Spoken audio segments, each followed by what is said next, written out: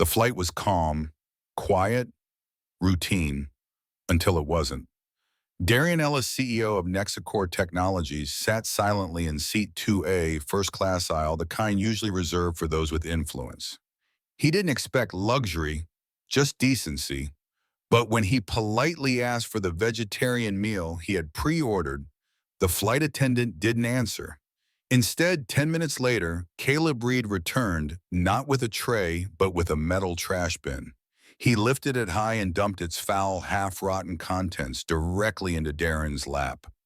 Plastic wrappers, soda-soaked napkins, coffee grounds, half-eaten sandwiches, ketchup-streaked paper, slid down his custom-tailored navy blue suit like sewage. A rotten apple core bounced off his shoe. The entire cabin gasped. And then Caleb smirked. "Eat this instead, CEO." Darien didn't speak, didn't move, didn't flinch. But what no one knew, not the crew, not the passengers, not even Caleb himself, was that Darien Ellis wasn't just a man in a suit. He was the man who owned the future of the very skies they were flying through. And 10 minutes from now, this humiliation would flip completely. Before diving into the story, comment where you're watching from, and don't forget to subscribe so you won't miss the latest stories. Darien didn't wipe the trash off his lap. Not yet. He just sat there, perfectly still. The silence around him grew louder by the second. Every passenger within eyesight had turned to look. Some recoiled in disgust. Others froze, unsure of what they had just witnessed. The flight attendant, Caleb Reed, pushed his service card forward as if nothing had happened. His eyes sparkled with something twisted triumph. To him, this was power, the ability to humiliate someone and walk away untouched. Darien stared at the ruined napkin stuck to his suit. His hands resting calmly on the armrest trembled just slightly, not from anger, but restraint. He drew in a long breath and exhaled quietly through his nose. He was not unfamiliar with this feeling, being doubted, dismissed, diminished. But this was deliberate, in public, and more importantly, recorded. A passenger 2 rows behind raised his phone discreetly. Another whispered to his companion, "That's the CEO of Nexacor. Did you see what just happened?" The whisper carried like wildfire across the cabin. Darien's security chief Marcus, seated 5 rows back, adjusted his posture. He had seen the entire event, his jaw clenched tight, eyes cold with calculation. But he didn't move. Not yet. Timing was everything. The seatbelt light flickered off. A baby cried faintly somewhere near the rear galley, oblivious to the sudden shift in energy on board Flight 209. Darien lifted a single napkin from the tray beside him and began slowly wiping his palms. No rush, no panic. Each movement was precise, measured. This wasn't about cleaning up. It was about marking the moment, committing it to memory. He thought of his mother's voice from years ago. Power isn't how loud you respond. It's what you build from silence. Caleb turned once to glance back. His smirk faltered slightly when he saw Darien's calm. There was no scene, no yelling, no dramatic explosion, just silence. And silence is dangerous, especially when it belongs to a man like Darien Ellis. The cabin returned to a strained semblance of normal. Flight attendants resumed service. But even they walked more carefully now, uncertain, unsettled. A thin layer of dread had settled over the aisle like fog. 20 minutes passed before another crew member approached Darien with a towel and a nervous apology. He accepted, both nodded once and said nothing. His eyes scanned the name tag on the attendant's chest, Reed's shiftmate Angela. She couldn't look him in the eye. He dabbed his suit clean without urgency, but never cleaned the garbage entirely off. Let them see it, he thought. He shifted in his seat slightly, sticky remnants still clinging to his trousers. He leaned his head against the seat back and looked out the window. Clouds rolled beneath him in soft layers, peaceful, untouched. A brutal contrast to what had just happened at 36,000 feet. He thought about the board meeting awaiting him overseas, a contract that could secure $4.2 billion in cybersecurity infrastructure deals. Partners from 3 countries would be watching, waiting. But now something else would come first. Respect, not demanded, commanded.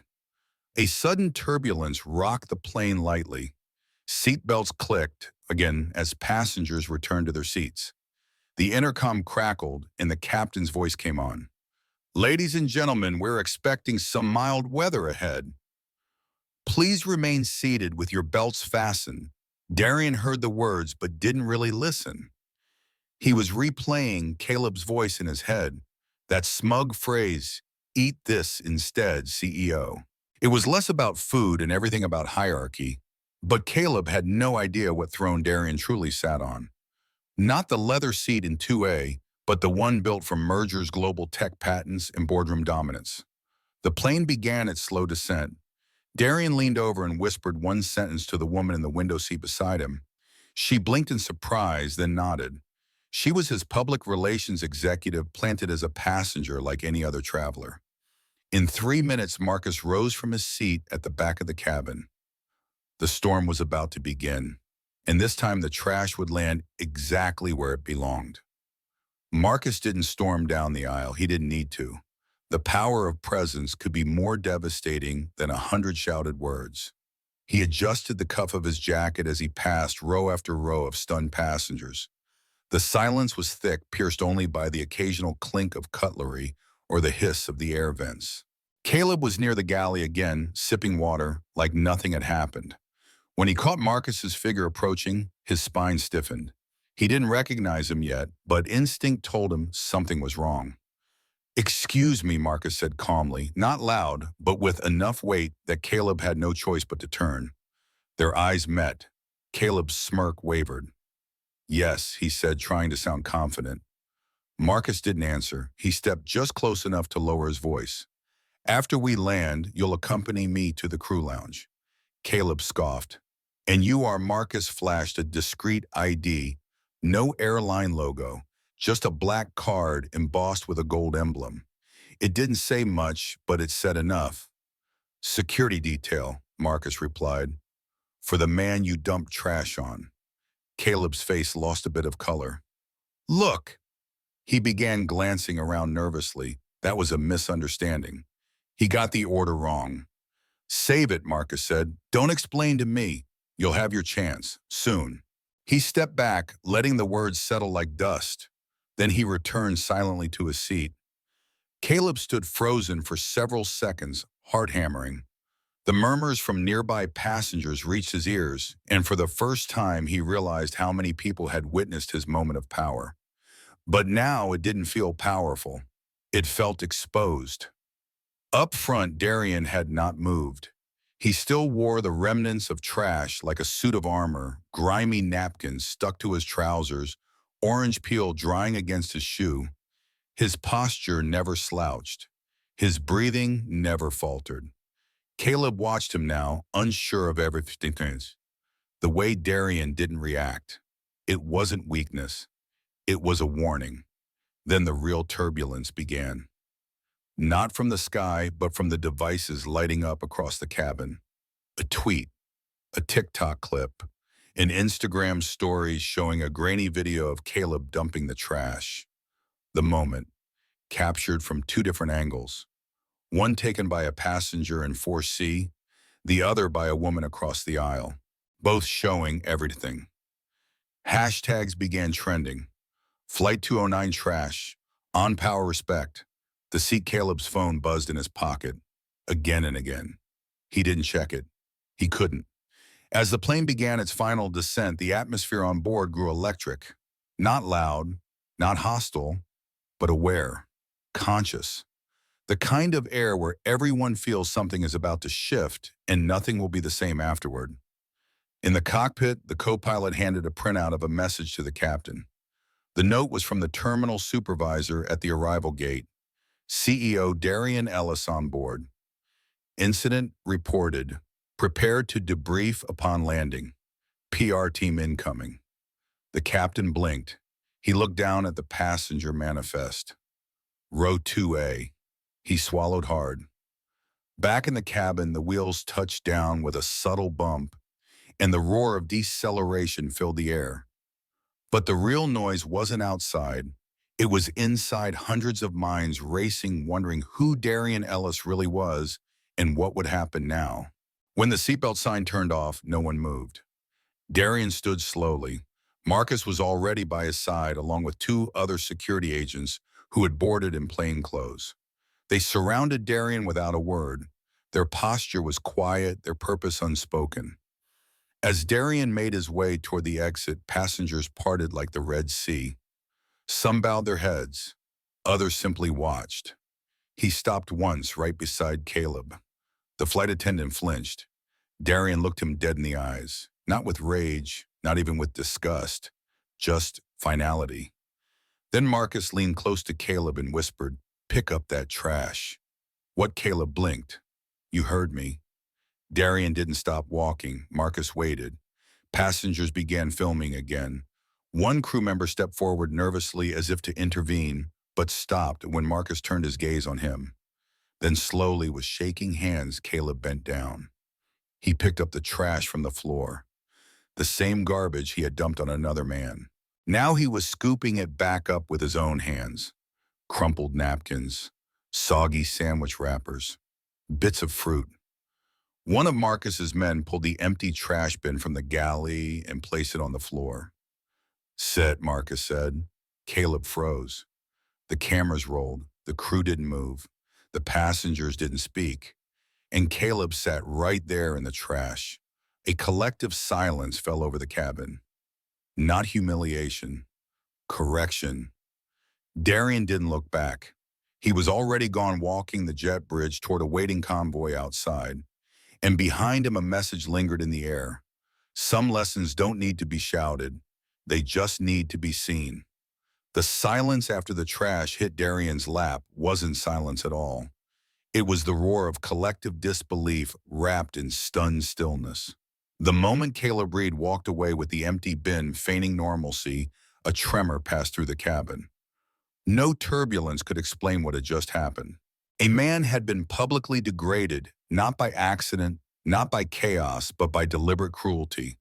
And yet Darien Ellis remained still. Passengers across the cabin shifted. Some instinctively looked down, unsure if they had just witnessed what they thought they did. Others whispered their voices, hushed like children in church. One woman clutched her husband's arm and whispered, "Did he really just—" Darien sat motionless. His charcoal suit was now streaked with sauce napkin pulp clinging to the lapels. An orange rind lay lodged against the crease of his shoe. He breathed in once through his nose, then let it go, slowly. 3 rows back, Marcus adjusted in his seat. He had seen enough. A man like Darien didn't need an army. He only needed one soldier. The moment Darien gave the word, Marcus would act. But until then, he watched coiled calm, waiting like a lion in the tall grass. Darien reached into the seat back pocket in front of him. His fingers emerged with a folded napkin, one of the few untouched by the filth.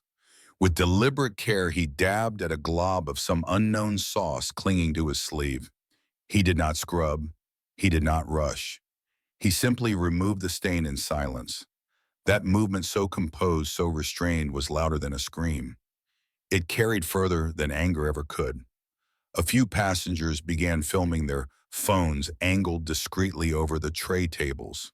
The incident had already happened. What remained was how he responded. Across the aisle, a businessman turned to his colleague and whispered, "Isn't that Darien Ellis from Nexacor?" The other man blinked. "That was him. I thought he looked familiar." The murmurs grew. Recognition spread like ink in water, slowly at first, then all at once. Passengers whispered the name, passed it down the rows as if the weight of it gave new meaning to the atrocity they had just witnessed. And Caleb Reed, he was back in the galley, now sipping from a paper cup like nothing had happened. He smirked, even chuckled under his breath. To him, it had been a performance, a petty show of power. But that show was about to close. A young flight attendant, barely out of training, stood near the curtain separating business class from economy. She had watched the entire event frozen, unsure what to do.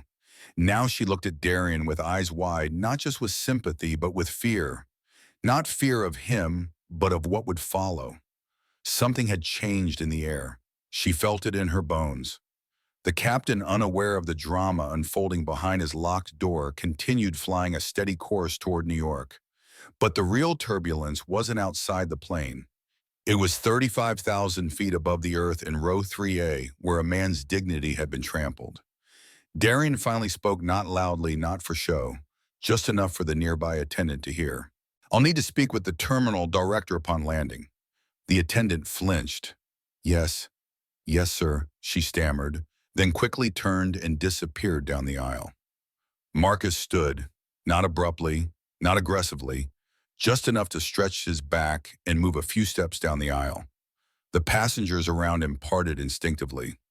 His tailored black suit, wide shoulders, and military stride gave him the aura of a man who wasn't asking for space. He was space. He passed Caleb without a glance. Caleb didn't notice.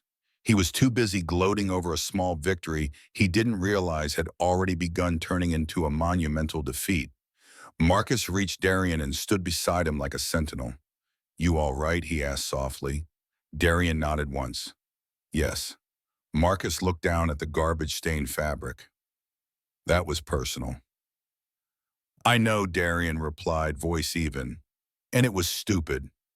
Marcus's lips twitched in the ghost of a smile. "Want me to handle it?"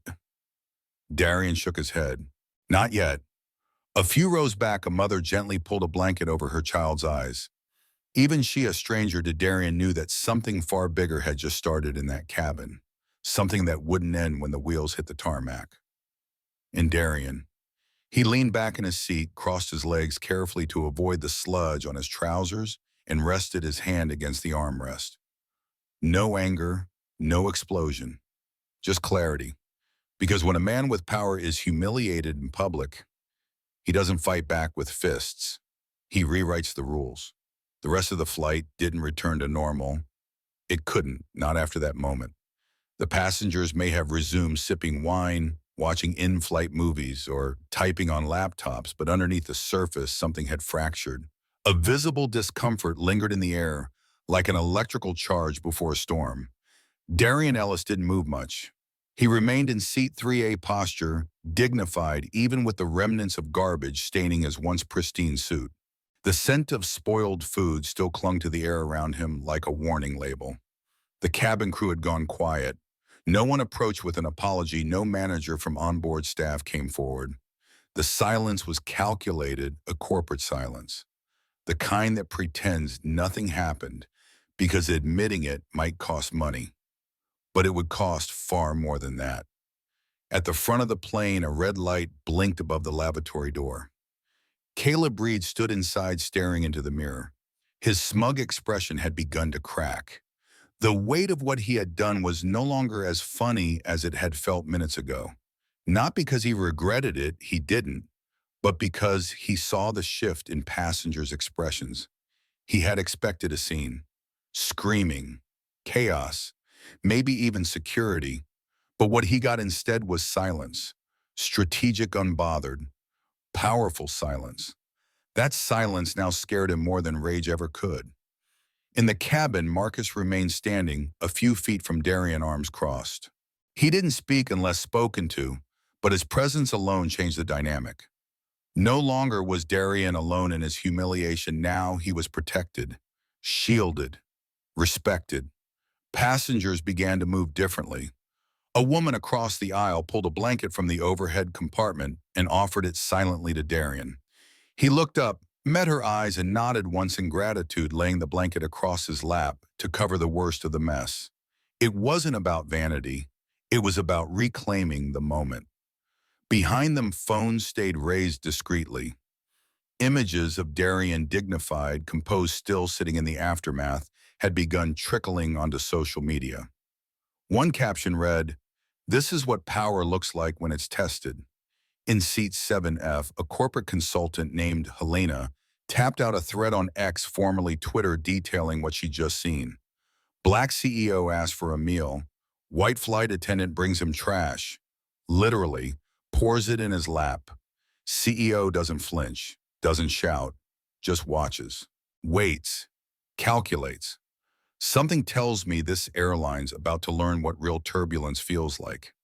Within minutes, the post was retweeted hundreds of times. By the time the wheels touched down, it would be thousands. Darien reached into his briefcase and retrieved a soft cloth, the kind used to clean lenses or screens. He used it to wipe down the buckle of his seatbelt, an action so small, yet so deliberate. He wasn't cleaning the belt. He was cleaning the moment, resetting the scene, taking back control one detail at a time. Meanwhile, Caleb emerged from the lavatory and locked eyes with Marcus for the first time. The look that met him was not aggressive. It was calm. But there was something unnerving in the calmness, like a still lake that hides something massive beneath. Caleb looked away. Then he looked back at Darien. And for the first time, the smirk faltered. Darien tilted his head slightly, not out of arrogance, but with a cool precision that said, "You're no longer holding the cards." Caleb turned away. He began pouring drinks for another row. Hands slightly trembling, now the glass clinking against the tray, louder than usual. Passengers started declining service from him. One waved him off with a curt shake of the head.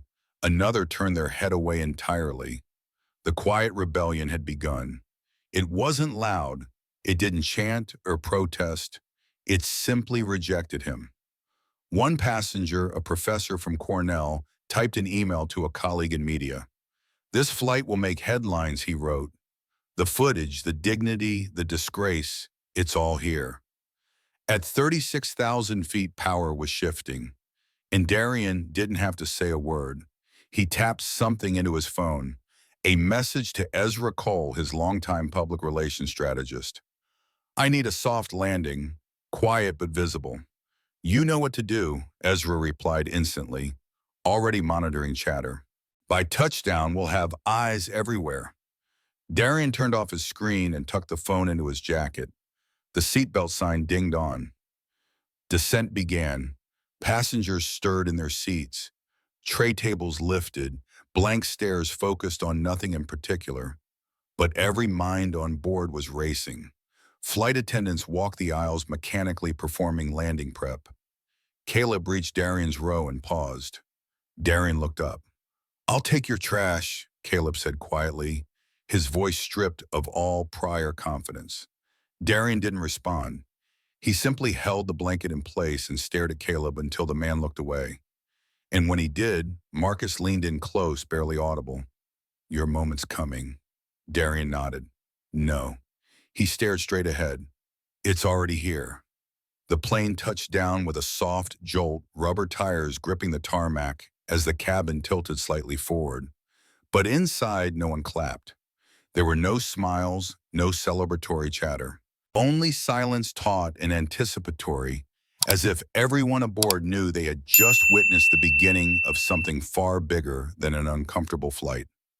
Darien Ellis remained seated, his posture as composed as ever, the stained suit beneath the navy blue blanket, a quiet monument to restraint and dignity. He didn't glance around or acknowledge the whispers.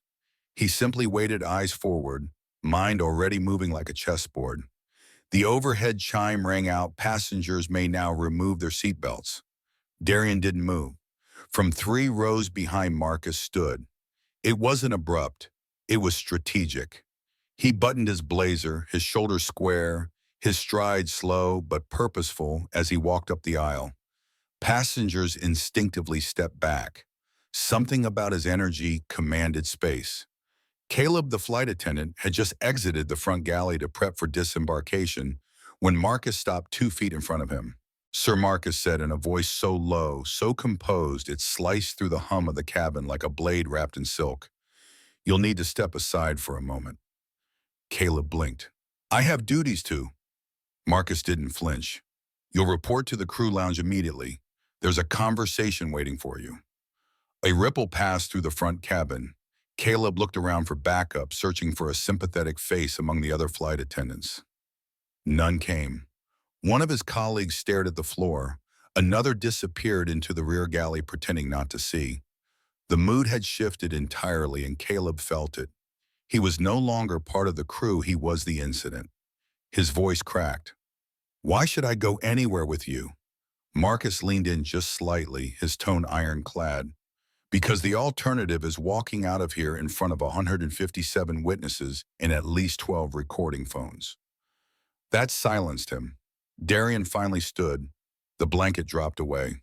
The full scope of the insult was now visible: coffee stains down his lap, half-smashed sandwich residue. On his sleeve, the remains of a crumpled napkin still stuck to his pant leg.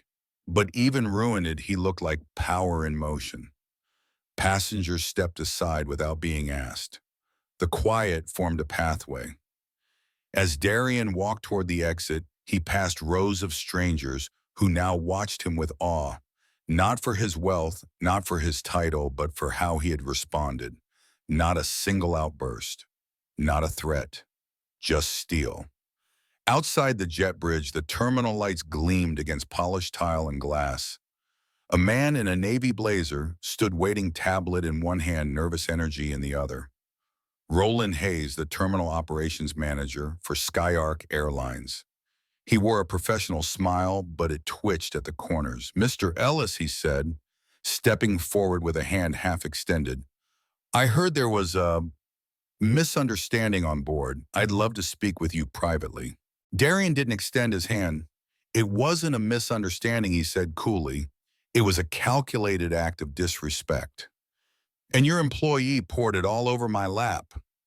Roland hesitated. "This is a serious allegation," he replied. "We'd prefer to review the facts internally." Before Darien's voice cut clean through him. "Then consider this a formal debrief. And I don't do silence agreements. My team stays with me." Marcus stepped to Darien's side, posture like a drawn arrow. Roland swallowed. "Very well," he said, gesturing toward a frosted glass conference room near the Skyark crew lounge. "This way." Inside the room, Caleb was already seated, his arms crossed, his eyes avoiding Darien's. The door closed behind them with a soft but deliberate click. Roland took a seat at the head of the table. Marcus remained standing. Caleb looked smaller than he had in the aisle. The uniform no longer carried authority, only shame. Roland folded his hands. "Mr. Ellis, I've known Caleb Reed for over 7 years. He's never had an incident like this." "That's not true," Marcus said without missing a beat. "It just never got reported." Caleb shifted uncomfortably. Roland cleared his throat, uneasy. "Let's stay civil." "No," Darien interrupted, placing both hands flat on the table. "This is not about civility. It's about truth. And truth doesn't need to be polite." A long pause. Caleb's jaw clenched. It was an accident. Marcus stepped forward, reached into his jacket, and placed a sleek black tablet in front of Roland. With a single swipe, he opened the security footage taken from inside the cabin. Silent but crystal clear. The moment played out again. Caleb walking down the aisle with the trash bin, stopping, lifting, pouring, and then his lips moving visible even without sound. "Eat this instead, CEO." Roland leaned back slowly in his chair. The room was stone quiet. And then Darien spoke barely above a whisper. "You poured garbage on me to make a point." He looked directly at Caleb. "Now let's see how you handle sitting in it." Caleb Reed's face drained of color. The footage was undeniable. The posture, the intent, the malicious smirk, all immortalized in digital clarity. Even without audio, the truth screamed through every frame. And now, seated across from the man he tried to humiliate, Caleb could feel the walls closing in. Roland Hayes stared at the tablet like it was a bimom, with a countdown already ticking. Slowly he looked up. "This changes things," he muttered, his voice quieter now. Marcus stood beside Darien like a shadow, with muscle unreadable and unmovable. Darien's eyes never left Caleb. "Do you have anything else to say? Maybe an apology worth believing?" Caleb opened his mouth, then shut it. His throat worked, but no sound came. The arrogance had dissolved into calculation, the kind born of desperation. He didn't apologize. He simply said, "You've got your video." "What now? You want me fired?" Darien leaned forward slightly, his tone measured. "This isn't about firing you. It's about exposing the system that protected you." The words settled like dust in the air, soft but impossible to ignore. Roland shifted in his seat. "Mr. Ellis, I'd like to suggest we take a pause. I need to inform senior legal, and perhaps we can—" Darien held up a hand. "No pauses, no delays, not this time." He pulled a slim folder from his briefcase and slid it across the table. Roland opened it, his breath caught. A legal letterhead, a preliminary motion, discrimination, emotional distress, corporate negligence, defamation by action. "You'll notice it hasn't been filed yet," Darien said evenly. "That's your last window to respond like professionals. After this, it goes public." Roland's hands trembled slightly as he closed the folder. Then, without warning, Marcus turned toward Caleb. "Stand up," he said quietly. Caleb looked at him like he'd misheard. "What I said," Marcus repeated. "Stand up." Roland stood too alarmed. "Now, hold on." But Marcus remained calm. No threats, no force, just clarity. He walked toward the corner of the room where a clear plastic trash bin sat next to a filing cabinet. Clean, empty, symbolic. He picked it up slowly, placed it at the end of the table, and turned it upside down. Then he pointed to the floor. "Sit." Caleb's jaw dropped. "You're out of your mind," he spat. Darien raised one eyebrow. "He didn't say stay. He said sit. You can stand right back up afterward. But I want you to remember what it felt like to stand over me with garbage in your hands." The silence stretched. Caleb's chest heaved with rage. He looked to Roland, who was still frozen. Then he looked at Darien, whose face was carved from stone. Slowly, shakily, Caleb stepped around the table. He looked down at the bin on the floor. Then he sat. The plastic crunched beneath him. It wasn't much. It wasn't pain. But it was everything. A reversal, a visual, a truth. A man who once dumped trash to demean was now seated where waste belonged. A photographer from Nexacor's PR wing, unnoticed until now, snapped a quiet photo. Click. Caleb shot to his feet. "That's harassment," he barked. "You'll regret this." Darien stood too calm as ever. "No," he said softly. "You regret this. I just endure it." He turned to Roland. "Your move." Roland couldn't speak. His hands were clammy. He reached for his phone, voice trembling. "I need to call corporate." Darien nodded once. "I'll be waiting outside." He turned and walked out of the conference room with Marcus at his side. The glass doors closed behind them and the hum of the airport returned. But something in the terminal felt different now, like the tension had bled out of the air, leaving space for something else. Justice, or the beginning of it. In the corridor, Ezra Cole was waiting, Nexacor's public relations director, dressed in a slate gray suit, phone in one hand, confidence in the other. "You want it controlled?" Ezra asked. "Or you want it to burn?" Darien didn't hesitate. "Let it burn." Ezra smiled faintly and nodded. "Then I'll coordinate with Orion News. Footage, witnesses, timeline, the full narrative." As he stepped away, Darien exhaled quietly. He looked down at his still-stained suit. The marks were faint now, but not gone. The insult had been wiped off his clothes, but not off his memory, or the culture that birthed it. "This isn't about a trash bin," he said aloud. Marcus nodded. "It's about making sure no man ever gets dumped on without consequences again." The automatic doors of the terminal hissed open. The storm had just begun. Outside the terminal, the sky was a steel gray, heavy with clouds and tension. The wind pressed against the glass as Darien Ellis stepped into the waiting SUV. Marcus closed the door behind him and joined in the front passenger seat.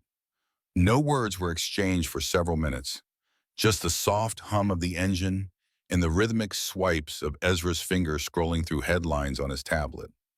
Darien Ellis humiliated mid-flight, one read. Skyark's racism scandal explodes online. Another. But the one that mattered most simply said, he didn't say a word, and that's what made it powerful. Darien didn't look at the screen. He didn't need to. The moment had already played in his mind 1,000 times since the trash bin hit his lap. What mattered now wasn't the outrage, it was the outcome. Marcus spoke first. They're scrambling, Darien nodded. They should be. Ezra leaned back in his seat. Skark's legal team sent a preliminary settlement offer. Confidential, of course. A lot of zeros. Darien turned to him, eyes sharp. Tell them they can keep every one of those zeros. This isn't going away quietly. Ezra smiled faintly. Was hoping you'd say that. The SUV pulled up to Nexacor's downtown headquarters, a sleek skyscraper that cut through the clouds like a blade. Reporters had already begun to gather at the front entrance, flashes going off as soon as Darien stepped out. He didn't stop, didn't wave, just walked through the doors with a dignity that had never left him, even when covered in trash. Inside, the mood was different. Every employee knew, every hallway carried whispers, but they weren't whispers of scandal. They were of respect, of resolve. A woman from HR stepped forward. Mr. Ellis, we've prepared a statement for internal distribution. Would you like to review it? Darien shook his head. No statements. Let actions speak first. He moved toward the executive elevator. The top floor was sealed off. Private. Strategic. At the heart of it all was Nexacor's Crisis Response Center, not a place for panic, but for preparation. Screens lined the walls, displaying news feeds, trending hashtags, public sentiment metrics. And every arrow pointed one way toward justice. Ezra clicked the remote and brought up the footage from the plane. Not the one already viral, a new angle. A passenger 3 rows back had captured a full sequence from Caleb retrieving the trash to Darien, sitting still as the filth poured down. The video ended on Caleb's smirk. I want this one sent to Orion News, Darien said. But hold it until Skyark's next statement. Let them bury themselves first. Marcus raised an eyebrow. And after that, Darien's voice was cold steel. After that, we show them what silence can build. The team scattered. Each person knew their task. Legal, PR, compliance, advocacy partners. Everyone moved like a single organism under Darien's lead. Hours passed. The sun set without fanfare. Across the city, Skyark executives met in hushed conference rooms trying to draft a response that wouldn't sound like damage control. But they were too late. The story had outgrown the airline. This wasn't about one flight anymore. It was about who gets to fly with dignity. Back at Nexacor, Darien entered his private office, minimalist quiet, overlooking the skyline.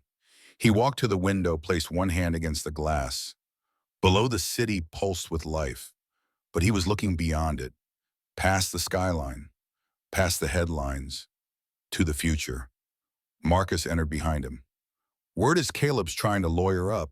Says he's the victim now. Darien didn't turn around. Let him. Truth is already in motion. He can't outrun it. Ezra followed, holding a file. Our internal teams have drafted reform proposals. You said you wanted this to go beyond personal. Here's your blueprint. Darien opened the file. Inside were the first drafts of something new. Skytrace, a behavioral accountability system for airline staff. Flight deck ethics protocol, a standardized code of conduct enforced by third-party monitors. The Ellis Clause, a proposed industry-wide regulation mandating public review for discrimination incidents. Darien traced a finger along the title of the last one. This, he said softly, is how we make sure no one ever thinks dumping trash on someone makes them cleaner. Ezra nodded. If you want, we can begin lobbying tomorrow. No, Darien replied. Tonight, we don't wait anymore. Outside, the clouds began to shift, not into sunlight, but into movement. A storm was still coming, but this time he was the thunder. The next morning, the world woke up different. Across social media, videos of the trash dumping incident dominated timelines. Flight 209 Dignity. In the Sky and Darien Ellis trended globally. Clips of Darien's motionless composure flooded TikTok while LinkedIn was ablaze with executives publicly calling for airline accountability. Even Fortune 100 CEOs were chiming in, calling the incident a turning point in modern corporate ethics. But inside Skyark's headquarters, chaos reigned. Roland Hayes, CEO of Skyark, paced inside his office like a trapped animal. Every screen showed another news anchor tearing into the airline's culture of impunity. Every call brought a new demand from shareholders, regulators, even government liaisons. "We have to respond," shouted one board member during the emergency meeting. With what Roland barked back, "An apology. He won't accept it." Another executive, a silver-haired woman named Celine, spoke up. "It's not about him accepting it anymore. It's about everyone else watching what we do next." Silence. Everyone knew she was right, but Roland wasn't ready to surrender. Not yet. Meanwhile, in a quiet cafe across town, Darien Ellis sat in the corner booth far from the skyscrapers and camera flashes. His tailored suit was gone, replaced with a simple navy sweater and jeans. His only accessory, a slim black notepad in front of him, filled with sketches of system reform and infrastructure overhaul. Across the table sat Ezra, who sipped his coffee carefully. "Roland's going to try to contain this. Rumor is they'll suspend Caleb and call it internal miscommunication." Darien didn't lift his gaze. "Let them. You're not going to stop them." Darien finally looked up. "You don't break a system by reacting. You break it by building something stronger that makes the old one obsolete." Ezra leaned in. "So what's next?" Darien flipped the notepad to a page titled "Legacy over Revenge." "We move from damage response to institutional reform. Nexacor will unveil a private sector aviation ethics council. We'll offer our tools, Skytrace the Ellis Clause, to every airline willing to participate." "And those who don't?" Ezra asked. Darien closed the notepad. "They won't survive what's coming." At that exact moment, Caleb Reed sat alone in his apartment. His phone buzzed endlessly, messages from friends, threats from strangers, media inquiries. But it was the silence from Skyark's HR that haunted him most. He flipped through news articles that described him as everything from reckless to symbolic of silent rot in corporate aviation. His fingers twitched with rage. He opened his group chat with old crew members typing a message. "He set me up. He wanted to be a victim." That trash move wasn't personal, it was strategy. No one replied. In fact, most of the group had already left the chat. Caleb stood abruptly, knocking over a glass on the floor. He grabbed his coat and stormed out, walking without direction. But as he crossed the street near downtown, a digital billboard flickered above him. It showed a still image of Darien seated calmly, trash covering his lap, with bold words beneath, "Sometimes silence is the loudest revolution." Caleb stared up at it, his breath fogging in the air. For the first time, the smirk on his face wavered. Back at Nexacor headquarters, Darien and Marcus met in a private boardroom. Marcus placed a small folder on the table, his voice steady. "He's trying to shop around a book deal. Caleb claims the system betrayed him, wants to paint himself as the scapegoat." Darien nodded once. "Let him speak." "Truth doesn't fear microphones." Marcus smirked. "You're playing a long game." "No," Darien said, standing. "I'm building one." He turned toward the glass wall overlooking the skyline. "There are thousands of others who've experienced what I did, maybe worse, but they didn't have cameras or a legal team or a CEO title." He paused, his voice turning to steel. "This isn't about making an example, it's about ending one." A soft chime rang from his phone. Ezra entered the room moments later, phone in hand. "We just received an invitation. The FAA and the Department of Transportation want you to join a panel on systemic bias in aviation." Darien raised an eyebrow. "Good, but I don't want a seat at their table." Ezra blinked. Then what Darien's voice dropped low. "I want to build the table." The invitation came with more than fanfare, it came with expectation. The Federal Aviation Administration, alongside the Department of Transportation, had formally invited Darien Ellis to participate in a closed-door summit to discuss racial bias and abuse of authority within commercial airlines. It was being framed as a fact-finding panel, but everyone knew what it really was: damage control at the highest level. Darien didn't rush to respond. He sat with it. He sat with the weight of what it meant to have gone from being humiliated on a flight to now being summoned to influence the direction of the entire aviation industry. He also knew the game. Institutions rarely sought input unless they feared the alternative. Marcus leaned against the doorway of Darien's office, arms folded. "They think you'll come in and make peace," he said. "I won't come in with fire," Darien answered quietly, "but I won't come in with silence either." 2 days later, Darien entered the glass-walled conference room inside a D.C. federal building. The table was long, oval-shaped, with 13 name cards neatly placed. He didn't bring a legal team. He didn't wear anything flashy, just a charcoal gray suit, no tie, a simple pen clipped to his inner jacket. Inside, the tone was cautious. Officials from multiple agencies sat stiffly. The FAA administrator cleared his throat. "Mr. Ellis, we're grateful you accepted our invitation. We want to ensure what happened to you is addressed thoroughly and permanently." Darien folded his hands calmly on the table. "Then let's begin by defining exactly what happened." A murmur passed through the room. "I was not denied service," he continued. "I was not mistreated due to poor training or a miscommunication. I was targeted, humiliated, and degraded because someone in uniform felt they had the right to assert dominance without consequence." The DOT's secretary shifted uncomfortably. "Our policies are designed to prevent that kind of behavior." Darien met his gaze. "Policies are only paper until they're enforced. And in your skies, enforcement is optional." No one interrupted, he went on. "There's a cultural rot, a quiet arrogance that assumes dignity has a class code. You think flying first class immunizes someone from discrimination? It doesn't. It just changes the language of how it's delivered." The FAA chief jotted something down. Darien continued, voice steady. "You want reform. It starts with 3 things. First, mandatory federal certification on racial bias, recognition for all cabin crew, not once but yearly. Second, anonymous passenger reporting pipelines tied directly to a third-party watchdog. Not internal, not filtered.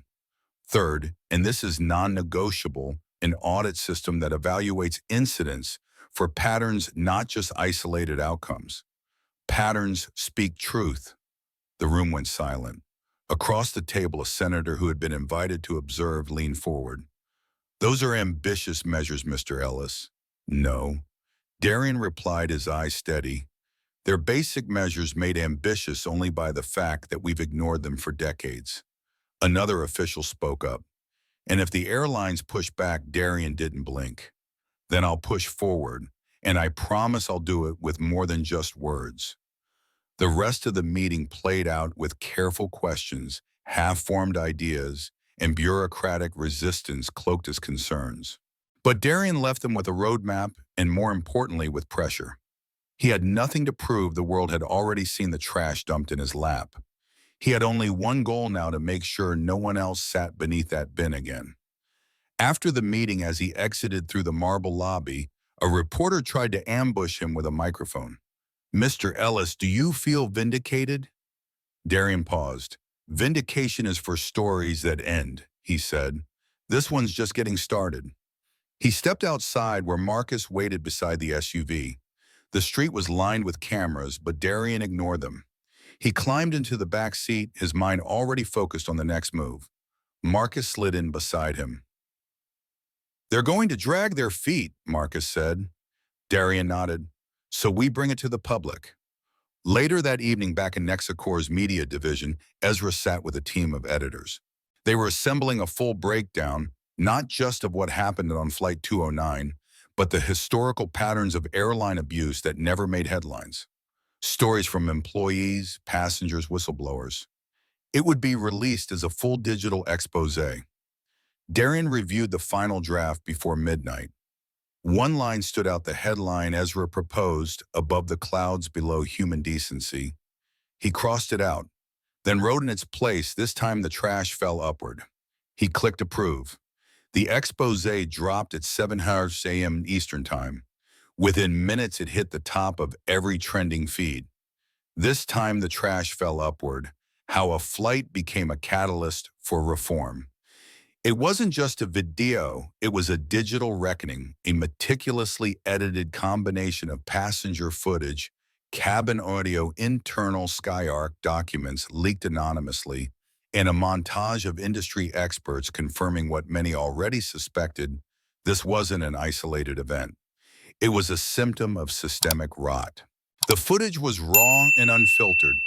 Caleb's smirk before dumping the trash, Darien's motionless composure, the whispers of disbelief, the sound of a phone being raised, then silence. Cut to Darien sitting in a simple chair in his office. No theatrics, just a black backdrop. If respect requires a uniform to be granted, then your culture's already broken, he said in the video. I wasn't silent because I was afraid. I was silent because I was calculating. And now I've done the math. That line alone exploded across social platforms. Influencers repeated it. Politicians reposted it. Commentators debated it. Meanwhile, at Skyark's headquarters, panic cracked through the boardroom like a sudden storm. Roland Hayes stood at the head of the table, fists clenched, trying to control the fallout. Shut it down, he barked. Issue a takedown request. Hit them with copyright claims, whatever it takes. It's not hosted on public platforms. The head of compliance stammered. It's distributed through Nexacore's secure servers. Even the embedded video players are proprietary. Roland slammed the folder shut in front of him. So what you're telling me is we can't stop it? No, his PR director said quietly. We can only respond to it. An uncomfortable silence settled. In the background, Darien's voice continued from the footage. This isn't about Caleb Reed. It's about what allowed Caleb to think he could do what he did and walk away without consequence.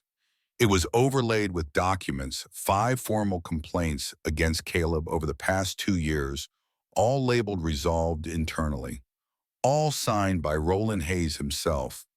The board members turned to him now, their eyes narrowed. You knew, one asked. Roland's mouth opened, then closed. Yes, he finally muttered. But none of it was ever verified. Just noise. It's not noise anymore, another director said. It's a signal.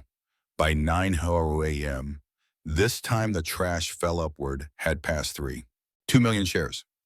Airlines across the country were being tagged in posts asking for their own records. Employee testimonials from different carriers began emerging, some anonymous, others bold and public. At Nexacore, Darien sat in his office overlooking the skyline. Marcus entered without a word, tablet in hand. 32 media outlets want an interview. Orion is getting requests for syndication rights. CNN, Bloomberg, BBC. Everyone wants a piece of this. Darien didn't look up. We're not giving pieces, he said. We're building the whole. He turned the monitor to face Marcus. On it, a digital blueprint loaded a platform designed for anonymous airline staff to report incidents of bias, retaliation, and misconduct. Verified entries would be monitored by Nexacore's AI for escalation and pattern detection. You're launching this, Marcus asked. Tonight, Darien said. Beta testers are ready, former crew members, internal whistleblowers, compliance officers. Marcus whistled low. You're going to burn them to the ground. Darien shook his head. No, I'm going to make it impossible for them to hide again. Back at Skyark, Roland's phone vibrated with a text. Unknown number, you should step down before the board forces you out. Save what little legacy you have left. He stared at the message veins tightening in his neck. He knew who it was from Darien, never needed to sign his name. His silence was enough. The next morning, an emergency board meeting was called. 12 directors, 1 vote. The motion was clear: remove Roland Hayes as CEO. He tried to defend himself, citing loyalty tenure strategy, but none of it mattered now. The vote passed 11-1. Roland stood slowly, his eyes scanning the room for an ally. None met his gaze. Outside reporters were already assembling. Darien hadn't said a word to the press, but he didn't have to. The truth was loud enough now. Back in his office, Darien leaned over the digital control panel embedded in his desk. A blinking icon showed a secure line request. He tapped it. Mr. Ellis, said the voice on the other end, "We'd like to discuss a possible partnership. We believe your reforms could become the new standard." "Who's we?" Darien asked. The voice didn't hesitate. "The FAA." Darien exhaled, not in relief but in readiness. The storm he had triggered wasn't done.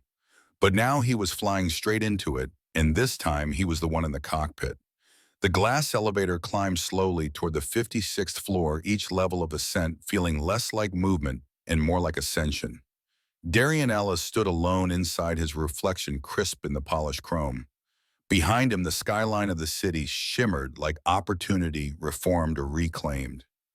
The doors opened to a private floor, a rooftop conference suite restructured specifically for a meeting that only one man had the power to call. Waiting inside was Director Eliza Monroe, a senior regulator with the FAA, and one of the few figures in the aviation world who carried both clout and integrity. She stood as he entered, offered a hand, and smiled, not politely, but with the solemnity of someone who had watched the storm unfold and decided to lean into it. "Mr. Ellis," she said, "you've managed to do what 6 policy task forces and 4 administrations couldn't." Darien didn't nod or deflect. He simply replied, "The sky was never broken, just ignored." They sat across a long table made of black oak and fiberglass, surrounded by data streams projected on curved digital displays. Passenger incident statistics, discrimination case charts, settlement figures no airline ever wanted public. Eliza motioned toward one of the graphs. "This spike right here, post-flight 209, it's a cultural shift. Not just reports increasing, but passengers reporting with confidence." Darien studied the curve. Because silence stopped being the safest option. She tapped her screen, sending a series of documents to his tablet.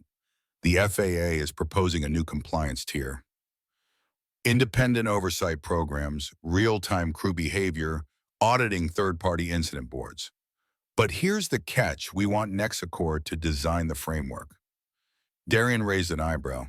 "You want the man who just dismantled one airline to help rebuild the rest?" "We want the man who reminded the public that dignity shouldn't require a camera to be protected." Darien leaned back. He thought of Caleb, of the sneer, the garbage, of the silence that followed, of Marcus standing like a sentinel behind him, of Ezra who once said, "You're not just correcting injustice, Darien, you're redefining industry."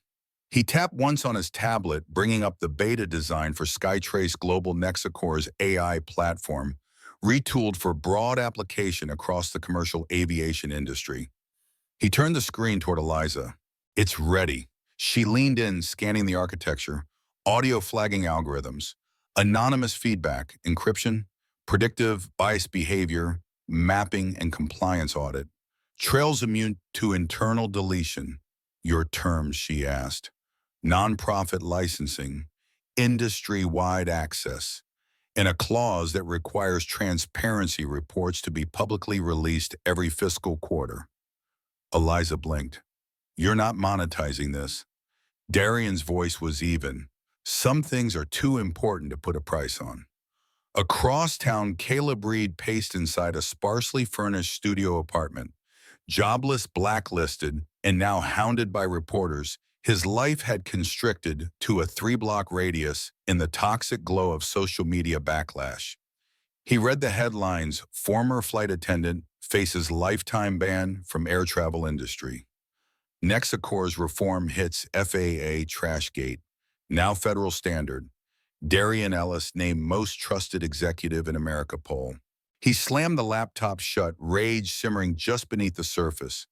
"He ruined me. He spat to no one. I was just doing my job." But even he didn't believe it anymore. In another corner of the city, inside a classroom at a prestigious business school, Professor Joanne Liang, held up a leather-bound volume labeled Flight 209 Case Study in Corporate Ethics. This isn't just required reading, she said to her students. It's a mirror of who we are when no one's watching and who we become when the world finally sees.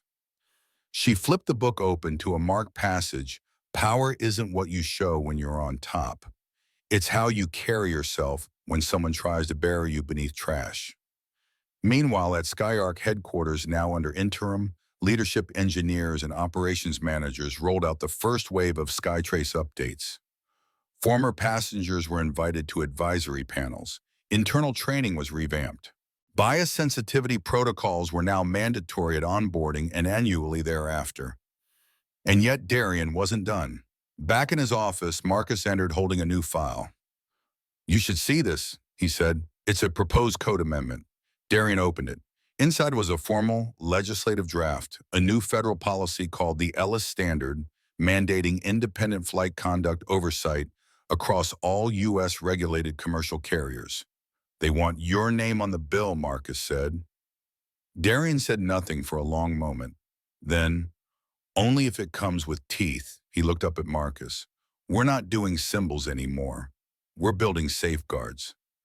Outside the window, a plane roared across the sky, soaring higher than sound, a symbol not of luxury, but of change taking flight. The marble floors of the Capitol gleamed under soft white lights as Darien Ellis entered the federal oversight hearing. Dressed in a dark gray suit with no tie, his calm presence drew the eyes of senators, staffers, and lobbyists alike. The room, usually a stage for corporate tap dancing and political deflection, now felt anchored by his silence. He didn't arrive with a media entourage, just Marcus carrying a single folder labeled Ellis Standard National Flight Conduct Reform Proposal. On its cover, embossed in subtle silver font, were 4 words: "Dignity is federal business." Senator Lorraine Bishop, chair of the Aviation Oversight Subcommittee, adjusted her glasses and leaned into her microphone. "Mr. Ellis, thank you for appearing today.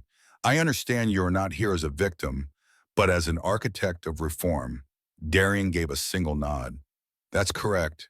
Behind him, the gallery was full: journalists, policy analysts, civil rights leaders, and aviation CEOs now summoned by a public scandal they could no longer ignore.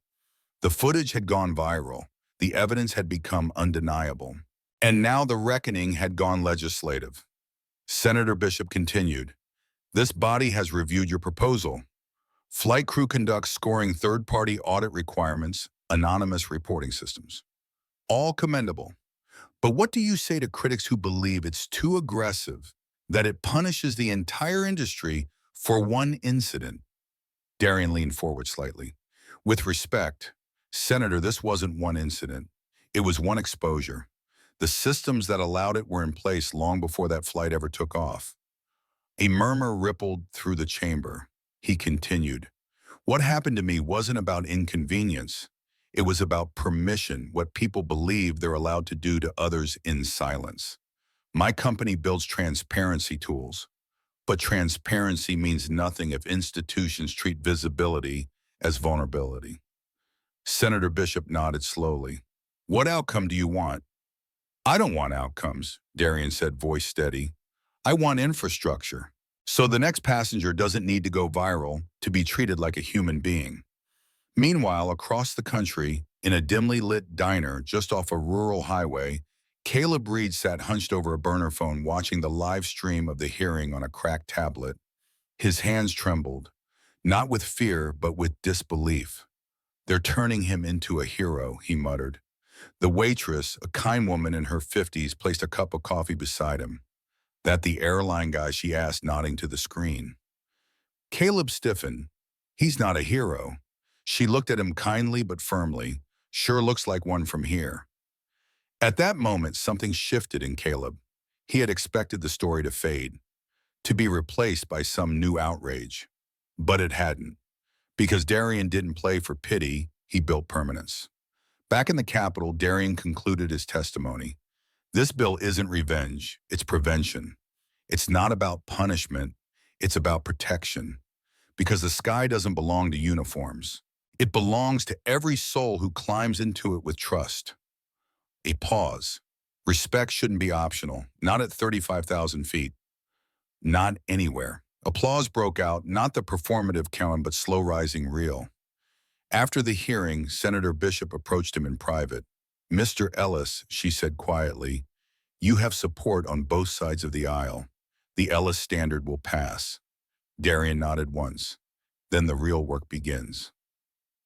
That night in his office, overlooking the city, Darien reviewed new footage submitted to Nexacor's anonymous portal.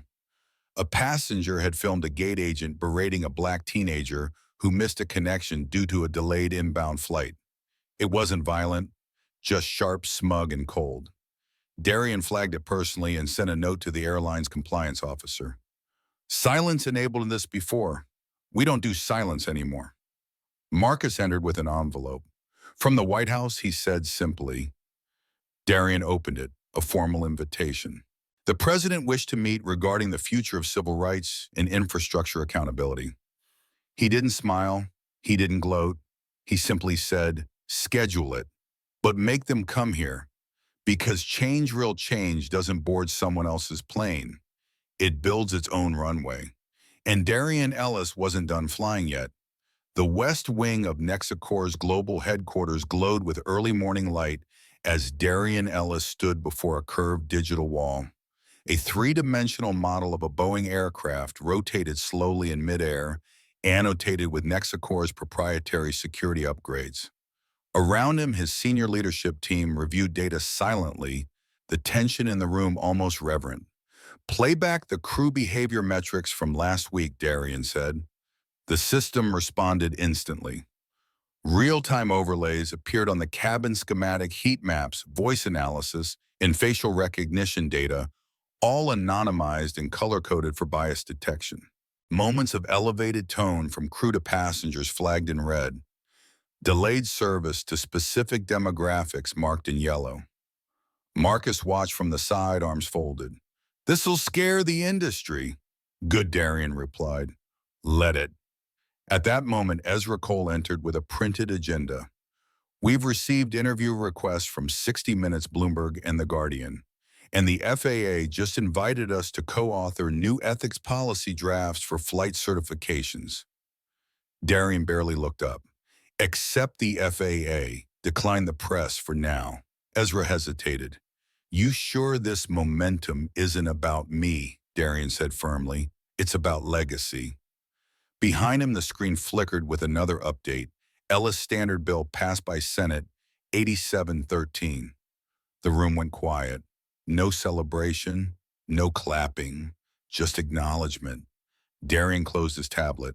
Now comes the hard part: implementation. Meanwhile, halfway across the country in a small legal office in Nebraska, Caleb Reed sat across from his third attorney in 3 weeks. His face was gaunt. The once arrogant glint in his eyes had been replaced by fatigue and bitterness. "This case isn't going to trial," the lawyer said, gesturing to the stack of evidence. "You lost the arbitration. The federal ban is permanent." "We'd be laughed out of court." Caleb scoffed. "So that's it. I'm just erased." "No," the attorney said bluntly. "You erased yourself. You just didn't expect someone like him to hold the mirror up." Caleb stood abruptly, knocking over a coffee mug. The lawyer didn't flinch. He simply started packing the file, already sensing this client wouldn't return. Back at Nexacor, Darien entered the design floor for Skytrace Labs. Engineers straightened at their desks as he passed. On the wall, a motto had been etched in steel: "We don't monitor for control, we monitor for conscience." In the center of the room stood a prototype, a small AI-powered camera with embedded bias sensors. Darien picked it up, examining it closely. "Launch it quietly on select flights," he said. "Test results get routed directly to compliance and ethics." A young intern nearby raised her hand nervously. "Sir, won't this upset crew unions?" Darien looked at her with calm seriousness. "That's not the question.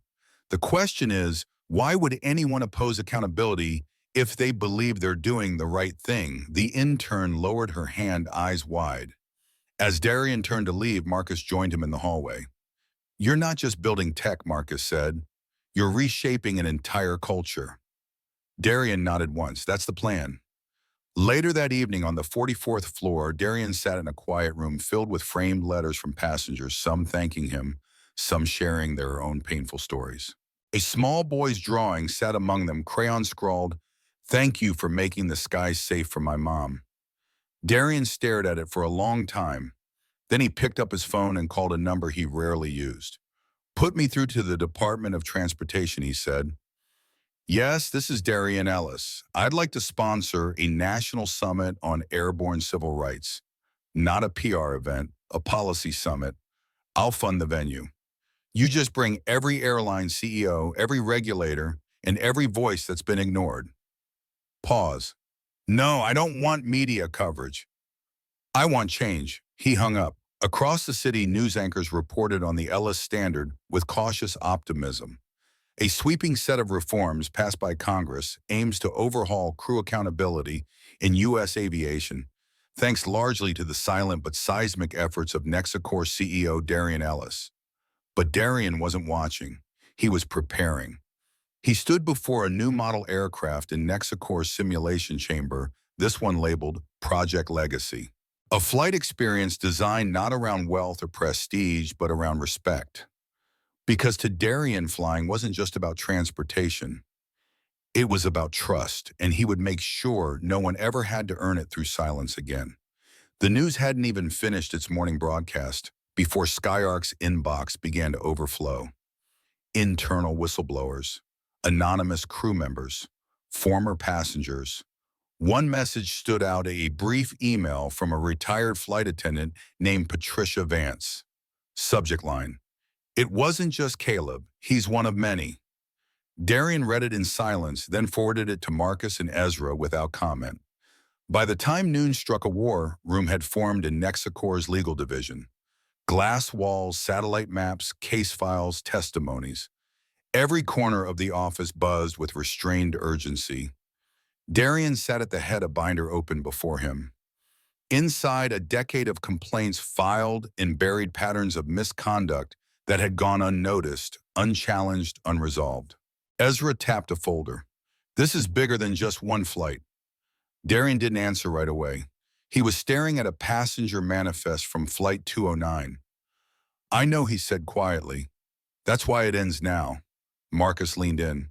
"We have enough evidence to recommend full oversight restructuring at the federal level."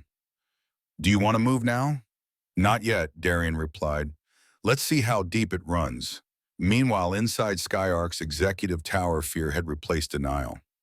Roland Hayes sat stiffly at a boardroom table with crisis PR consultants circling him like sharks. The company's insurance counsel had already started distancing themselves. The phrase "pattern of enabling" had appeared in multiple memos. "This is a reputational freefall," one consultant warned. "Your only option now is public contrition or corporate decapitation." Roland didn't respond. He was staring at the breaking headline on the monitor above them. "Darien Ellis to host first ever national summit on airborne equality." He felt his pulse quicken. "Set up a meeting with him," Roland said. Now, back at Nexicor, Ezra handed Darien a tablet. "He's requesting a private sit-down. Says it's for resolution." Darien didn't flinch. "Tell him I'll meet him, but not in a back room. We do it on my terms in front of stakeholders." Ezra raised an eyebrow. "Public, no cameras, but everyone that matters will be there." Later that week, in a marble-clad atrium known as the Reflection Hall, Darien arrived first, flanked by Marcus and two attorneys. Across the room, Roland Hayes stepped in alone. His posture was stiff, his confidence visibly cracked. Darien gestured to a seat across the circular table. "No formalities," he said. "Just truth." Roland sat. "Mr. Ellis, I came here today because this situation has gotten out of control." "No," Darien replied, voice low but firm. "It's finally in control for the first time." Roland leaned forward. "You're a businessman. Surely you understand what public perception can do to an airline." Darien didn't blink. "Yes, I also understand what silence does to people who have no voice at 30,000 feet." Roland tried to pivot. "What do you want accountability?" Darien said. and not the kind you outsource to a press team. He slid a document across the table. Here's what happens next. You step down. Your executive committee undergoes independent review. You issue a formal public apology not just to me, but to every passenger harmed by the culture you let fester. And most importantly, you sign over control of Skyarc's reform policies to an independent oversight board. Roland's face flushed. That's impossible. It's non-negotiable, Darien said. You wanted this meeting. That's the cop. Silence. A long, heavy one. Roland looked at the paper. And if I refused, Darien's eyes didn't move. Then I give the data we have to federal regulators, the Department of Justice, and every journalist you've ever tried to court. And Skyarc won't just lose customers, it'll lose certification. The weight of the words landed like thunder. Marcus didn't speak. He didn't have to. His presence alone was a quiet reminder that force wasn't the only kind of power in the room. Roland leaned back, lips tight. You planned all this from the moment that trash hit your lap, didn't you? No, Darien said. I planned it the moment you decided silence was safer than justice. The next morning, headlines rolled out across the aviation world. Skyarc CEO steps down after private meeting with Nexacor's Darien Ellis. Reform talks underway. Insiders say systemic change looms. But Darien wasn't in the boardroom that day. He was in a public school gymnasium in Detroit, standing quietly as children from a local STEM program presented projects on aerospace innovation. One girl, no older than 11, handed him a drawing. It showed a plane with wings made of light. This one flies with kindness, she said. Darien smiled softly and nodded. That's the best kind of flight. The reform didn't start with press releases. It began with silence, the kind that listens. And in the days following Roland Hayes' resignation, that silence turned into action. Inside Nexacor headquarters, Darien sat with a small group of engineers and behavioral scientists. On the whiteboard behind him, the title read Skytrace Real-Time Dignity Monitoring in Aviation. This isn't surveillance, Darien told the group. It's a mirror, a system that shows people who they really are when they think no one is watching. The proposal was bold, integrating AI-powered behavior recognition into airline operations. Not to punish, but to prevent. The technology would identify aggression neglect in patterns of micro-disrespect before they ever made headlines. One of the lead engineers, a quiet woman named Layla, leaned forward. You think they'll accept being watched? Darien looked at her with calm certainty. Only the ones who fear being seen should worry. Meanwhile, in a quiet conference room at Skyarc's legal office, Caleb Reed's name had been scrubbed from the crew manifest. His employee ID deactivated. His personnel file marked, Do Not Rehire. The HR lead, a woman who had worked at the airline for 22 years, shook her head as she signed the termination. No training can fix someone who takes pride in cruelty, she murmured. But Darien wasn't focused on Caleb anymore. His eye was on the system that allowed Caleb to exist unchecked. Skyarc's board, under intense pressure, issued a joint statement. We acknowledge past failures and commit to industry-wide reform in partnership with Nexacor and independent agencies. A new era of transparency begins now. It was a start, but Darien wasn't interested in symbolism. He wanted proof. At his next summit, titled Altitude and Accountability, Darien stood before a hall filled with airline CEOs, regulators, pilots, and policy advocates. Behind him was the footage. No narration. Just the image of garbage falling from Caleb's hands, and Darien sitting still, composed, unshaken.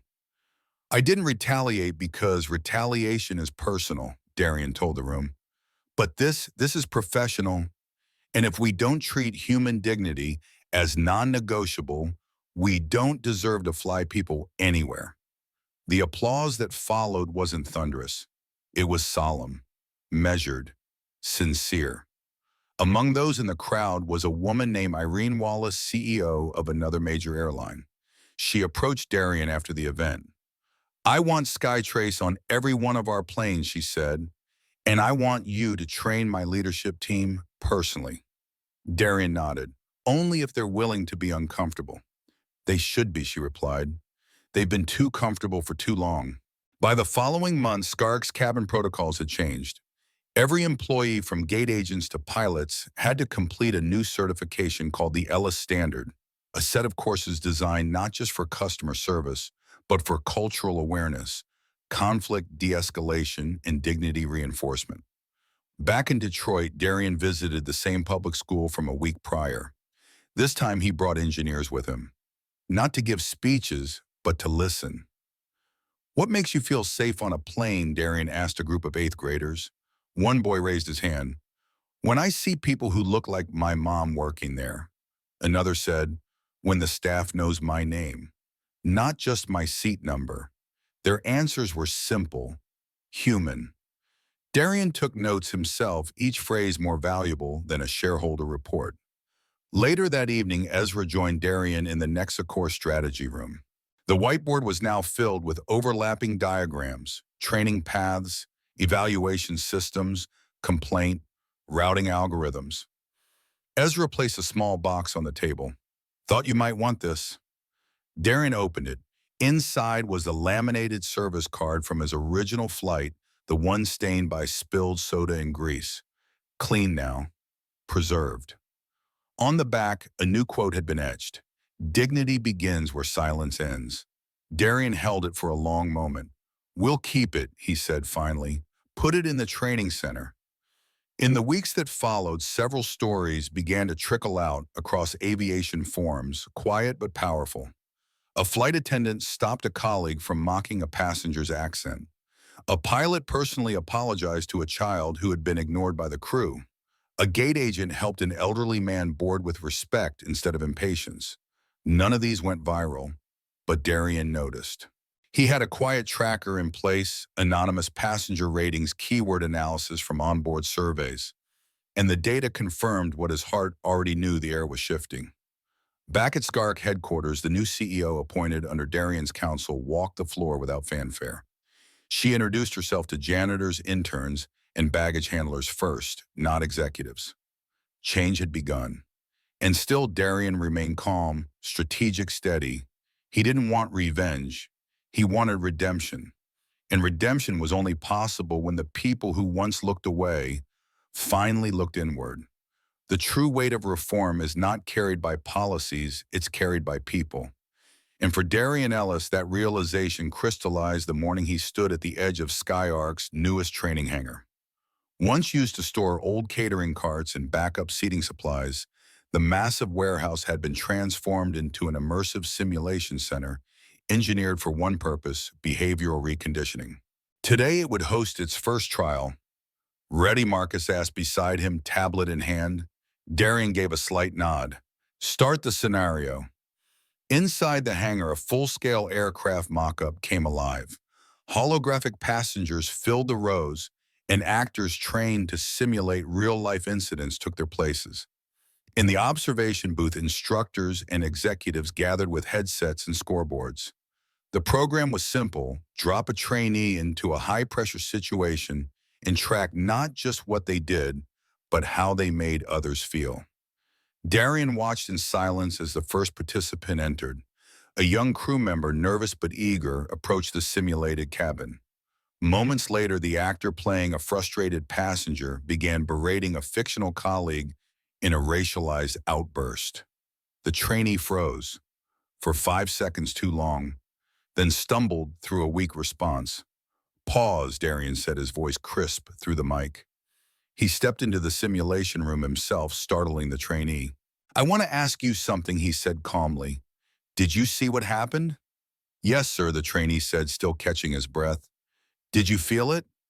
A pause. "Yes." "Then why didn't you act like it mattered?" Silence filled the chamber. Darien wasn't angry. He wasn't looking to shame. He was there to teach. "Let me show you how silence echoes louder than noise," he said, turning toward the panel. "Run it again." But this time Darien stepped in as the crew member. The moment the insult was hurled, he stepped between the passenger and the victim, not with aggression, but presence. He didn't raise his voice. He didn't lecture. He simply said, "This cabin has no room for disrespect. We don't fly unless everyone rises." The room shifted.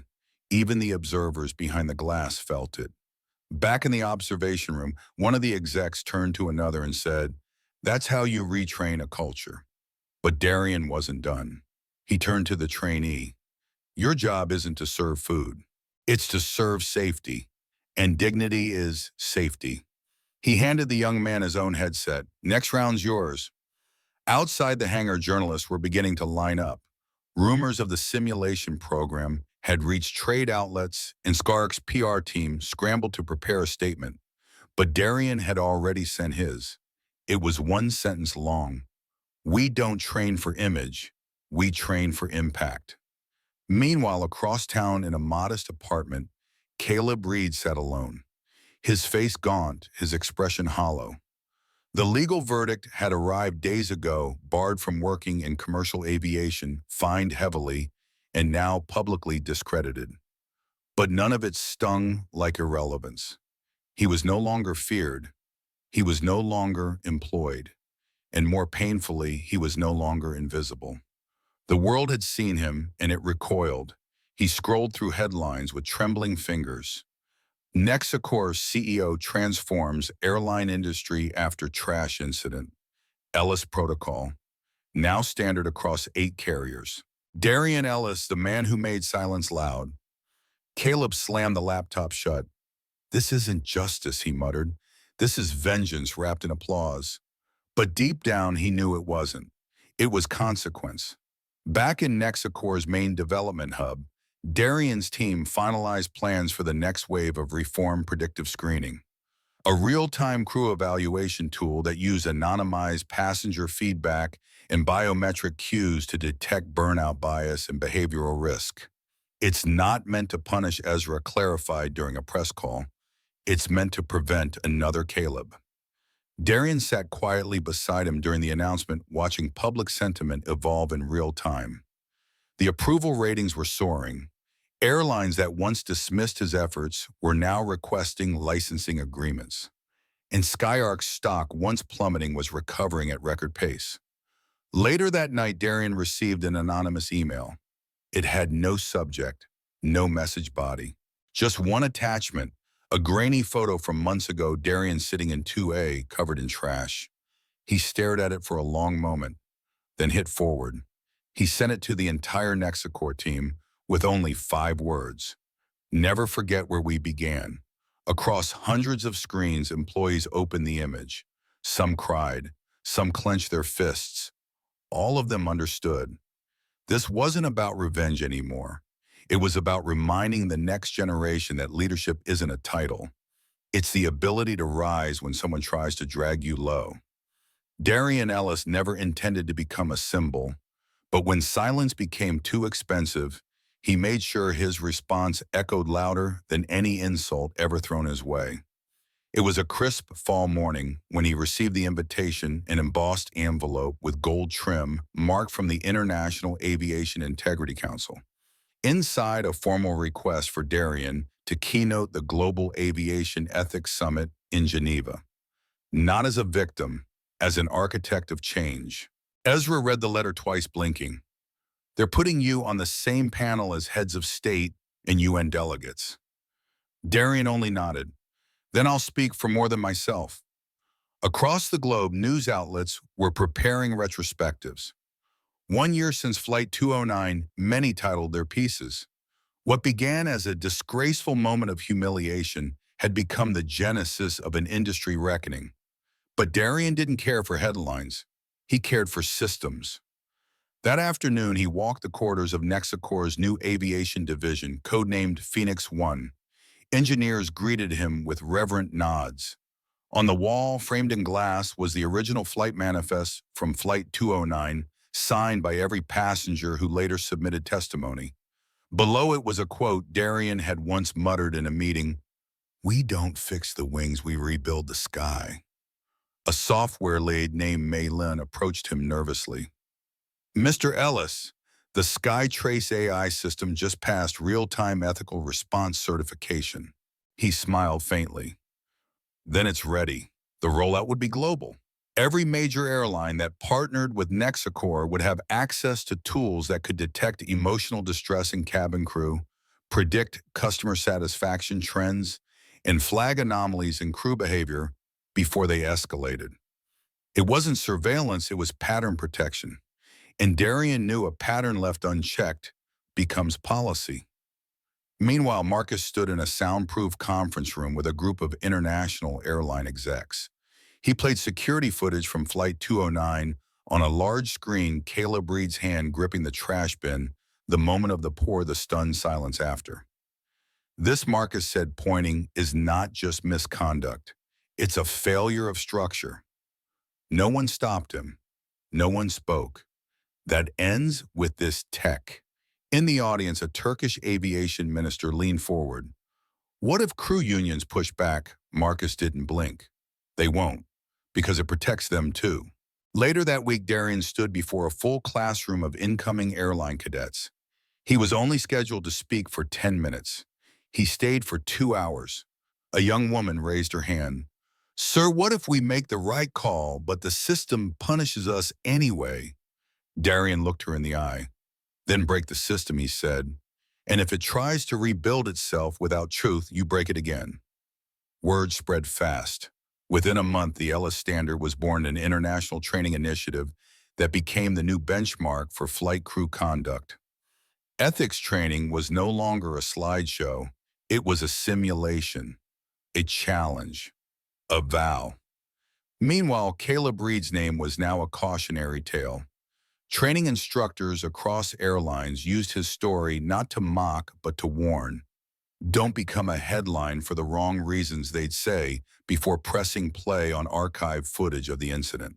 In a quiet suburb outside Seattle, Caleb sat in a cramped apartment, his life reduced to half-packed boxes and unopened mail.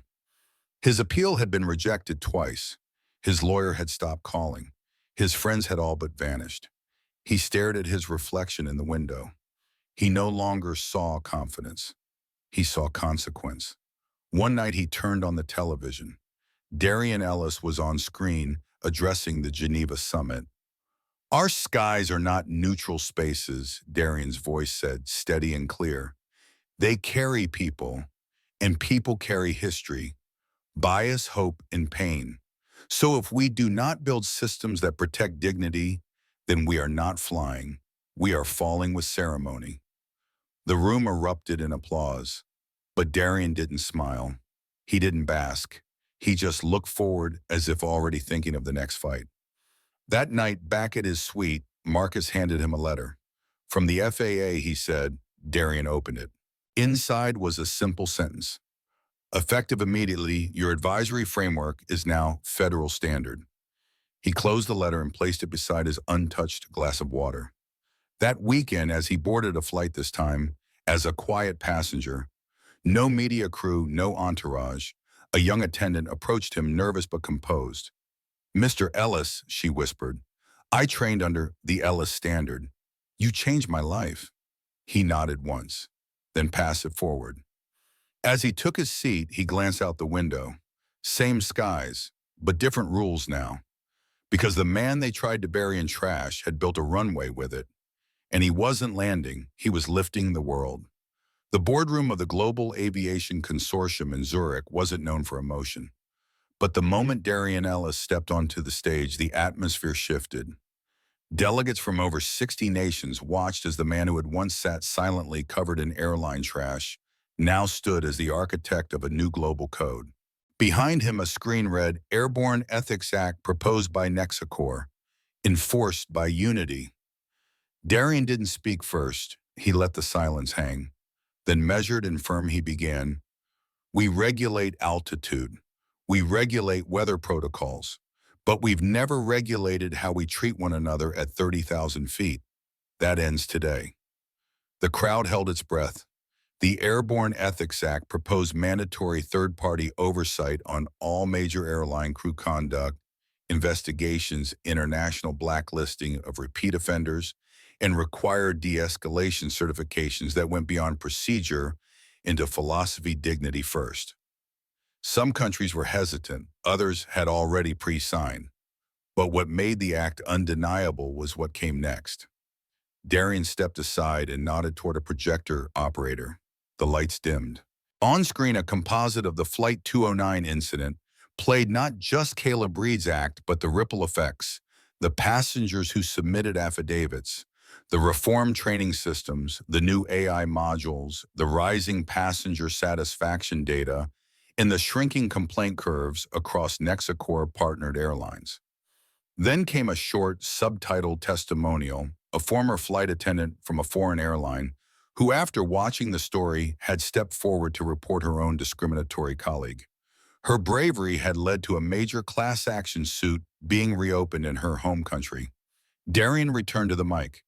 This is bigger than one man, bigger than one flight. This is about systems that survived too long because no one interrupted them. A murmur of agreement moved through the chamber. Later that evening, as officials debated, Darien stood by the window of his Zurich hotel. Below, the city sparkled, but his thoughts were far from celebratory. Marcus approached with a tablet in hand. Public response is skyrocketing. Airlines from Asia and the Middle East want to license Skytrace, and 3 major carriers just adopted the Ellis clause. Darien nodded. Good. Then he turned voice low. What about Caleb, Marcus' side? He's trying to countersue again. Different lawyer, same playbook. Darien didn't flinch. Let it play. He's not the enemy. He's just a reminder. Back in the States, Caleb Reed sat in a dim office above a bail bond storefront.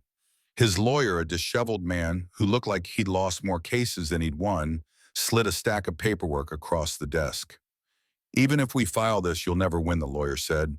The footage, the witness accounts, it's too much. Caleb's eyes were sunken, lips tight. I was provoked. The lawyer didn't respond. He just stood, grabbed his coat, and left the room with a parting glance that felt like a judgment. Caleb slumped forward, his fingers tightening around the edge of the desk.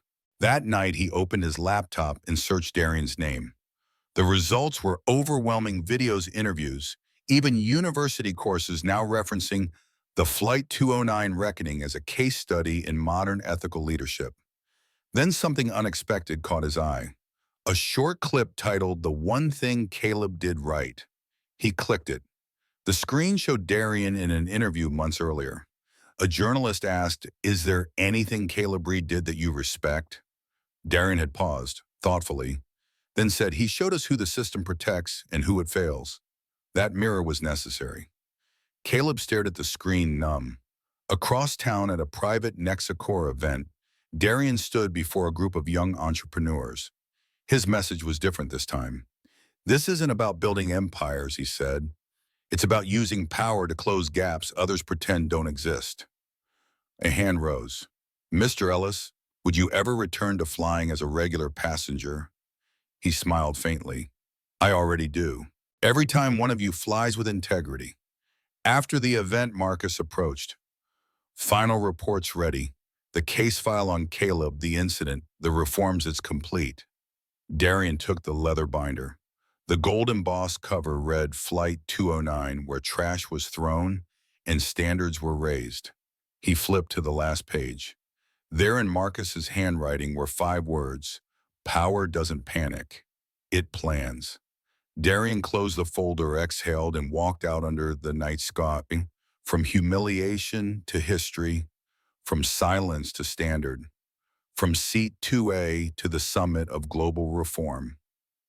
All because one man refused to rise in anger and instead rose with purpose. The elevator doors opened with a whisper, revealing a sunlit corridor lined with glass and brushed metal. Darien Ellis stepped forward, his reflection splitting between the panes as he made his way toward the Nexacore Hall of Ethics, a wing dedicated not to innovation or performance, but to principle. At the center of the room stood a single glass display. Inside it, preserved behind a layer of crystal in silence, was a folded napkin, soiled faintly at the edges, the one he had used to quietly wipe his hands after Caleb dumped trash on his lap. Next to it, etched into bronze, were the words, "Power doesn't panic, it plans." Darien Ellis, a small group of interns, stood nearby listening to a museum guide explain the meaning behind the object. To some, it's just a napkin, but in that moment, it was a declaration of restraint, of dignity, and of resolve. He could have shouted. He didn't. He could have lashed out. He didn't. Instead, he built a system that outlived the insult. Darien paused, observing the room not as its subject, but as its custodian. He turned to Marcus, who stood behind him with the weight of years in his posture. "Do you think they really understand?" Darien asked. Marcus replied softly, "They don't have to, not all at once, but they'll remember." And that's where change starts. Elsewhere across the globe, the Skytrace monitoring system was being adopted in over 70% of international airlines. Anonymous reporting portals were credited with exposing hundreds of hidden incidents. Airline staff diversity had risen by 19%, and Caleb Reed's name had become synonymous with what happens when arrogance meets accountability. But for Darien, none of that was the real win. The real victory came quietly on a flight from Nairobi to London, where a young black teenager boarded with his grandmother. The flight attendant greeted them warmly, walked them to their seat, and offered extra blankets before takeoff. No tension, no pause, just respect. Darien wasn't on that flight. He didn't need to be. His presence now lived in policies, not seats. In conversations, not confrontations. In culture. Back in his office that evening, Ezra Cole placed a file on Darien's desk. Final signature. The Ellis Clause is now international aviation law. 42 countries ratified it this morning. Darien nodded. Good. Now let's begin phase 2. Ezra raised an eyebrow. There's more. Darien looked out the window at the blinking skyline. The sky was only the first frontier. You change the skies and people start wondering, why stop there? He turned back. Hospitals, schools, courtrooms, any system where silence gets weaponized. Ezra grinned. You really think they'll let you? Darien didn't answer. He just reached for the glass of water on his desk and raised it slowly like a toast to something no one else could see yet. Legacy wasn't about applause. It was about momentum. And momentum was already moving. Months later, Darien returned to Zurich not as a speaker, but as a witness. A young aviation entrepreneur from South Africa stood on the same stage Darien had once claimed, presenting her own reform project inspired by Flight 209. Her voice shook at first, then steadied.